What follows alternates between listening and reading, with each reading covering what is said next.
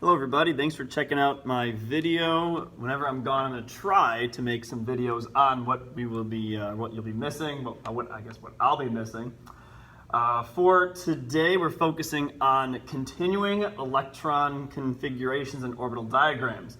Again, this stuff is weird, please understand that. And I understand if you are confused on some of it, no big deal, but as long as you apply yourself and try your best, you will be fine. So please, again, email me with questions if you are not sure about some things, no big deal.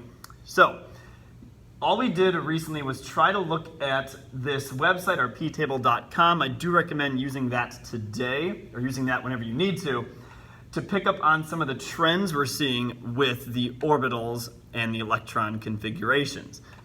So what we're seeing is that when we're at hydrogen, for instance, if we take a look at hydrogen, it has one electron in this 1s orbital.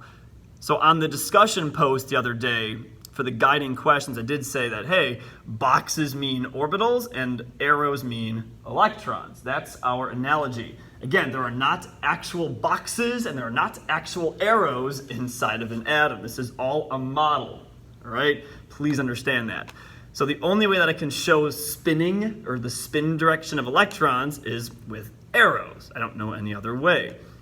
So an up arrow means that the electron is spinning in one direction, and if I go to helium, note that there are now two electrons in this orbital, and they are both spinning in opposite directions. Cool. So as I keep going, note that the electrons keep getting added one by one. So lithium here has got 3 electrons. Lithium. So note that there are 2 still in this 1s orbital, but the third electron goes up to 2s. So every orbital can only hold 2 electrons. Once a third one gets added, it can't fit in the 1s. So it has to fit in the next one, which we call 2s. And note here, lithium is in the s block, so it's still an s block element. If we keep going up to beryllium, then note that we keep on adding an electron. In this case, we add a 4th one. In this case, it's a down arrow in the 2s orbital. Keep on keeping on. Boron, carbon, nitrogen. Note that the arrows, or the electrons, keep getting added to a new orbital. But we said this the other day, the whole bus seat rule thing. I love sitting, if I have to sit on the bus, I like sitting alone. I got my own personal bubble space. I don't want anyone in my business. Electrons are the same way. So if the second electron here for carbon, the second one in the 2p, goes into the atom, it's going to go into that second orbital. You can see it right here, into this guy. It's going to face the same direction. Because again, it's not going to bunk up with this guy. It's like having many open seats on a bus and someone sits next to somebody. No, if there's an open seat, just sit in the open seat. It's just what humans do. When you hit nitrogen over here, note that there's a third electron in the 2p and it goes in its own spot. But once oxygen hits, and you saw this the other day, the 4th electron in the 2p has to start bunking up, has to start doubling up with those bus seats. And same thing for fluorine, same thing for neon. We're seeing that trend. All we're doing is picking up on the patterns. So then again, we go over to sodium and note that we have to go to another level, 3s, magnesium, 3s, aluminum, and we're seeing the same thing. That's all we're doing is picking up on the trend. So if we keep going, the weird thing here is that scandium starts the 3d, and some people are like, why not 4d? You just filled 4s. Well, look here, the 3d has to be filled in first.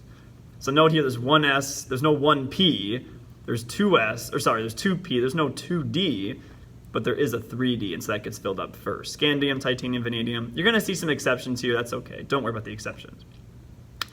So for what we're going to look at today, we're going to look at how to actually fill in an orbital diagram. So if you're given an element, for instance, if I use, let's do sulfur. If I'm given sulfur, okay? The question is, how do you fill out an orbital diagram of sulfur? Well, on the website, that last question we looked at, the last guiding question was, how do the number of electrons in the configuration, the little top right number, how do they compare the atomic number? Well, they were the same. So sulfur has an atomic number of 16, which means it's got 16, I don't know why I wrote that. It's got 16 electrons. So in sulfur, and again, if you're still like, wait, 16, again, look at sulfur on our P table, there it is, 16. 16 electrons, 16 atomic number, okay? So, if we go back to this, 16 electrons in sulfur. And as we said the other day, or as we've talked about a lot, electrons fill up go from the lowest energy level first to the highest. Think about climbing a ladder. You start at the bottom. And I know it sounds like, well, duh, but same thing here, okay? It's a, well, duh moment. You climb a ladder from the bottom rung all the way to the top. Same thing with electrons. They start at the 1s, because that's the lowest level. So we have 16 electrons to dish out in our sulfur atom. And as we said before, they start at the bottom and they go up. And every orbital can hold 2. So we're going to start here. We got 1s, we've got 2 in there. You have 14 to go. Now we're going to go up to 2s. We got 2 in there. Then we go to 2p. And as we stated before, they're going to fill up one at a time. This is your 3 seats on a bus. They're all empty. So they go one at a time. But then they have to start filling in the opposite direction.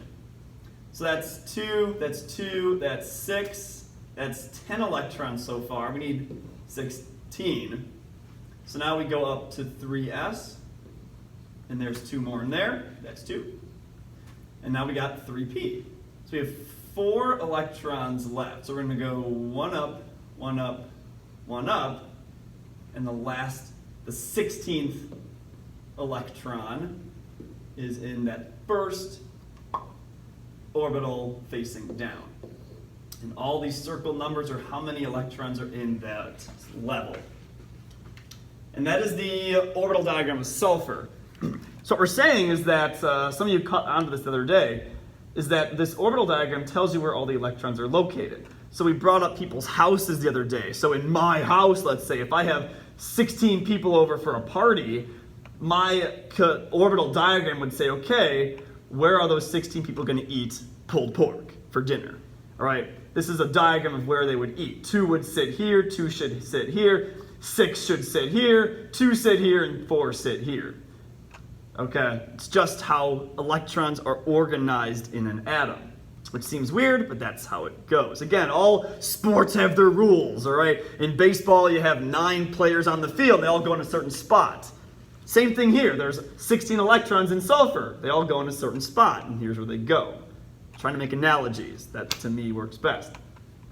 And again, if I check out online the actual diagram for sulfur, just check it out. It is the same thing. So that's an orbital diagram. An electron oh boy, what did I do? I did something weird. Okay. An electron configuration is basically written out what an orbital diagram is. So on the top right, here, for this website, on the top right, you'll see this diagram up here, this 1s2, 2s2. That is pretty much a shorthand notation for what the orbital diagram is. So I'm going to write it out for sulfur. All it does is tell you where the electrons are.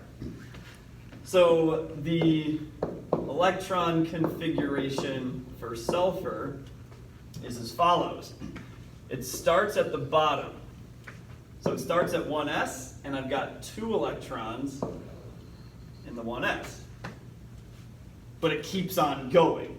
The next one is 2s, and I've got 2 electrons in the 2s. And it keeps on going. We're climbing that ladder. 2p is the next one, and note that I've got 6 electrons in the 2p level. 3s is next, so again I'm going to circle that. In red I'm going to draw an arrow. Oh no, we're running out of space. 3s2. I'm going to continue down here because I feel like it. And the last one is right here. 3p4. because again, you have 4 electrons in the 3p sublevel to finish it off. And again, that should match the one on the website for the ptable.com, and it does. 3p4 finishes it off. So that is all this is. You don't have to memorize. I'm never going to ask you, hey, what's germanium's configuration? Don't look at the p table and don't look at the orbital diagram. That's not fair. Okay, it's just memorizing things. So you'll be given this orbital diagram, all these boxes, just like I had here, and given an element like potassium or strontium, you can figure out the boxes, the diagram, and the configuration. So take some time, check this out again. If you got to replay this or go through it more slowly, please do so. Thanks for watching, everybody. Goodbye.